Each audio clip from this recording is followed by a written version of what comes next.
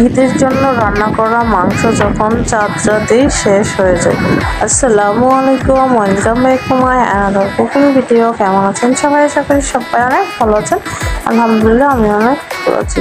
আজকে আপনাদের সঙ্গে আমি শেয়ার করব খাসির রেজালা কিভাবে রান্না করতে হয়, খুব সিম্পল ভাবে এবং খেতে খুবই গর্জিয়াস হবে।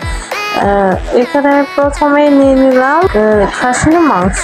আপনারা আপনাদের পছন্দ অনুযায়ী মাংসের পিসগুলো তৈরি করে নিতে পারেন। আমি একটু বড় সাইজেরই নিয়েছি, এইভাবে আমি রান্না করব। এখানে দিয়ে দিলাম হাফ টেবিল চামচ পরিমাণ জিরা বাটা, হাফ টেবিল চামচ পরিমাণ আদা বাটা, হাফ টেবিল চামচ পরিমাণ রসুন বাটা, গোটা গরম মশলা আর 1 চিমটি পরিমাণের এখানে আমি শাহি জিরা দিয়ে দেবো। এটা দেওয়াতে এটার ফ্লেভার জাস্ট অসাম লাগে আমার কাছে, যার জন্য আমি আপনাদের সঙ্গে রেসিপিটা শেয়ার করলাম। আপনারা অবশ্যই এইভাবে বাসায় একবার ট্রাই করবেন। আর দিয়ে দিলাম এখানে 2টা কাঁচামরিচ, আর দিয়ে দিলাম আমি এখানে 3 টেবিল চামচ পরিমাণ গরুর দুধ এবং 1 টেবিল চামচ পরিমাণ লেবুর রস দিয়ে ভালো করে হাতের সাহায্যে এটাকে মেখে নেব।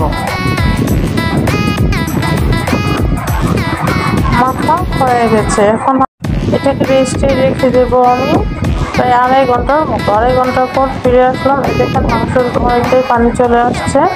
এটাকে আমি আড়াই ঘন্টার মতো আমি এটা ম্যারিনেট করে রেখে দিয়েছি। অন্যদিকে আমি কড়াই দিয়ে দিলাম পর্যাপ্ত পরিমাণে তেল।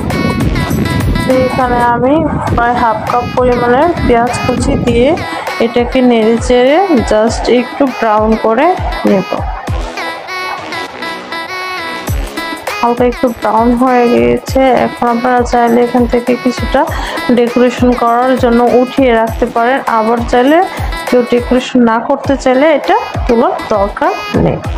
এখন আমার বেরেস্তাটা হয়ে গেছে। এখন এখানে যে আমি ম্যারিনেট করে খাসির মাংসটা রেখেছিলাম ওটা এখন এখানে অ্যাড করে দেব।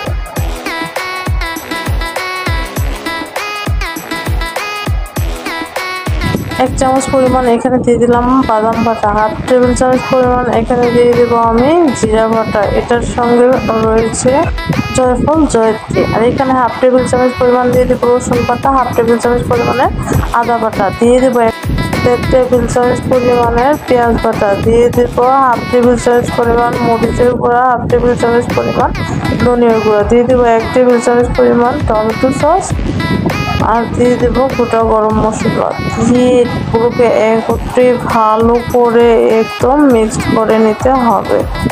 একদম ভালো করে এখানে কষাতে হবে এমন ভাবে যেন খাসির যে একটা স্মেল রয়েছে যেটা সবাই সহ্য করতে পারে না, ওই স্মেলটা চলে যাবে এবং এত সুন্দর একটা অ্যারোমা বের হবে যে আপনি কোনো মতেই নিজেকে আটকে রাখতে পারবেন না। আপনার ইচ্ছে হবে যে এই কষানো মাংসটা থেকে আমি 1 পিস তুলে খেয়ে ফেলি। এখন যে ভিডিওটা এডিট করছি এখনও কিন্তু আমার জিভে জল চলে এসেছে। রেসিপিটা আমার এত পছন্দ হয়েছে, শুধু আমার না, আমার হাজবেন্ডের কাছে এই রেসিপিটা বেস্ট হয়েছে। সে তো এটা দারুণ পছন্দ করেছে। আমি কিন্তু এখানে স্বাদ মতো লবণও অ্যাড করে দিয়েছি। অবশ্যই আপনারা লবণ অ্যাড করতে একদমই ভুলবেন না। এখন ভালো করে এটাকে নেড়ে চেড়ে আমি ভালো করে কষিয়ে নিয়েছি। একদম তেলটা উপরে চলে এসেছে এবং সুন্দর একটা অ্যারোমা বের হয়েছে। তখনই বুঝে নেবেন যে আপনার মাংসটা আসলে প্রপারলি কষানো হয়ে গেছে। এখন এখানে আমি সামান্য পরিমাণের একটু জল দিয়ে এটাকে আর একটু কষিয়ে নিব। আপনারা চাইলে এখানে এখন দুধ অ্যাড করে দিতে পারেন, কিন্তু আমি এটাকে আগে অল্প একটু জল দিয়ে ভালো করে কষিয়ে নেব।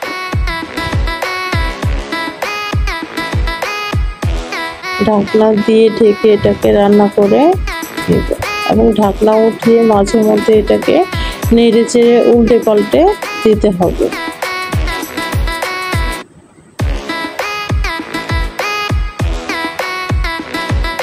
দেখতে যেরকম সুন্দর হয়েছিল, মাশাআল্লাহ খেতেও তেমন টেস্টি হয়েছিল। অবশ্যই রেসিপিটা ট্রাই করবেন। নামটা শুনে কিরকম লাগতেই পারে, অনেকের আবার এগুলো পছন্দ না, কিন্তু অবশ্যই বাসায় আপনি এভাবে ট্রাই করে দেখবেন, সবারই পছন্দ হবে ইনশাল্লাহ। এটা এতটাই লোভনীয় আর এতটাই মজা হয়েছিল যে আমি আপনাদের এটা কেমন সফট হয়েছিল, ভিতরে কিরকম মশলা প্রবেশ করেছিল ওইটা আপনাদেরকে দেখাতে পারলাম না, অনেক দুঃখিত। কারণ এটা দেখানোর ভিডিও করার আগে আমার সব মাটন শেষ হয়ে গেছে। এত মজা হয়েছিল এবং প্রত্যেকটা ফ্লেভার একদম মাংসের সঙ্গে মিশে গিয়েছে। এখন আমি এখানে অ্যাড করে দেব গরুর দুধ। অবশ্যই এখানে খাঁটি দুধটা ইউজ করবার চেষ্টা করবেন, তাহলে কিন্তু এটার টেস্টটা আপনার মুখে জিহ্বায় জাস্ট লেগে থাকবে। এখানে দিয়ে দিয়েছি প্রায় 1 কাপের মতো দুধ এখানে অ্যাড করেছিলাম। এখন একসঙ্গে আবার মিশিয়ে ঢাকনা বলক চলে আসা পর্যন্ত উপরে ঢাকনা দিয়ে ঢেকে এটাকে রান্না করবো এবং মাঝে মধ্যে ঢাকা সরিয়ে আবার নেড়ে চেড়ে দেবো। খুবই সামান্য করে এখানে চিনি অ্যাড করে দিলাম, আপনারা চাইলে এটা স্কিপ করতে পারেন, কিন্তু অল্প একটু চিনি দিলে এটার টেস্টটা একটু অন্যরকম হয়। রেজালা জিনিসটা, খুরমা জিনিসটাতে অবশ্যই একটু যদি আপনি চিনি অ্যাড না করেন তাহলে এটার টেস্টটা আমার কাছে শাহী রেজালার টেস্টটা পারফেক্ট আসে না।